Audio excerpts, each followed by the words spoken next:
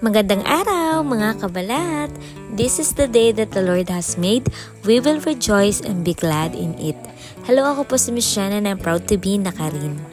Pakita ko lang po sa inyo itong mga huli nila sa kanilang paninima sa ilog.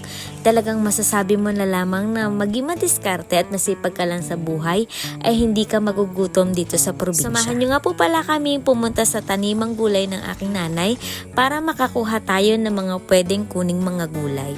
So, ilalahok po natin ito sa ating ulam ngayong tanghali. Ang aking nga po palang lulutuin ngayon ay itong ginataang manok na may papaya.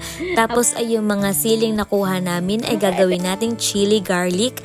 At halos kami pong lahat dito ay nagsisili dito sa bahay. And that's it for today's vlog. Maraming salamat po sa inyong panonood, pagpa-follow at pagla-like ng aking mga vlog. Maraming salamat po.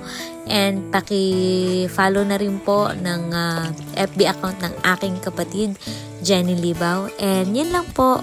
God bless us all. Bye!